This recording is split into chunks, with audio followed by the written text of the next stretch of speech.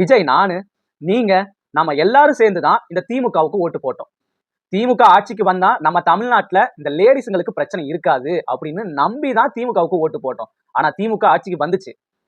பிறந்த குழந்தையில இருந்து சாக போற ஆயா வரைக்கும் பாலியல் துன்புறுத்தல். எங்க போனாலும் லேடிஸுங்களுக்கு பிரச்சனை தான். கொலை, கொள்ளை, பாலியல் துன்புறுத்தல். திமுக ஆட்சிக்கு வந்து நம்ம தமிழ்நாடே நரகமா போகுச்சு. கவலைப்படாதீங்க. 2026 நாடாளுமன்ற தேர்தல் வரப்போகுது.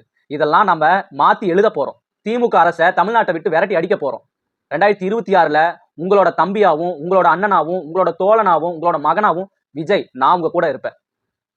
இன்னைக்கு மார்ச் 8, நீங்களாம் வீட்டுல பாதுகாப்பா இருக்கீங்களா? சந்தோஷமா இருக்கீங்களா? எங்க இந்த திமுக ஆட்சிக்கு வந்து பாலியல் துன்புறுத்தல், எங்க பார்த்தாலும் பாலியல் துன்புறுத்தல் தான்.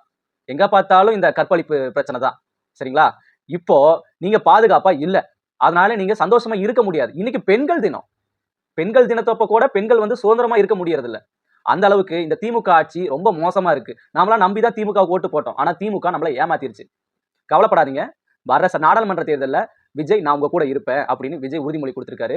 நேத்து கூட இந்த ரம்ஜான் மாசம், இந்த மாசம் ஃபுல்லா ரம்ஜான் மாசம் தான். இந்த முஸ்லீம்கள்லாம் நேத்து இப்தார் நோன்பு இருந்தாங்க. இந்த YMCA கிரவுண்ட் இருக்குல்ல, சென்னையில ராயப்பேட்டையில, அங்க விஜய் வந்து நேர்ல போய் பங்கெடுத்துக்கிட்டு 2000 பேருக்கு மட்டன் பிரியாணி கொடுத்திருக்காரு.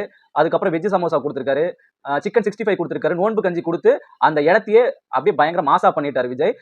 விஜய் அன்னைக்கு என்ன சொல்றாருன்னா, முஸ்லீம்களுக்கெல்லாம் எப்பவுமே இந்த விஜய் உங்க கூட நிப்பேன் அப்படின்னும் முஸ்லீம்களுக்கும் கான்பிடன்ட் கொடுக்குற மாதிரி பேசியிருக்காரு.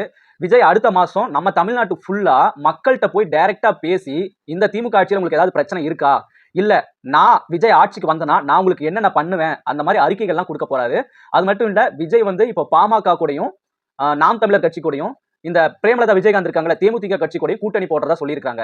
ஏன்னா இதுக்கு முன்னாடி அதிமுக எடப்பாடி பழனிசாமி கூட தான் கூட்டணி வைக்கிற மாதிரி இருந்துச்சு விஜய். ஆனா பிஜேபி கட்சி வந்து சாரி அதிமுக கட்சி வந்து இப்ப பிஜேபி கட்சியோட கூட்டணி வச்சிருக்காங்க. அதனால நம்ம அதிமுக கூட்டணி வைக்க முடியாத அந்த சுச்சுவேஷனால இப்போ பாமக கூடயும்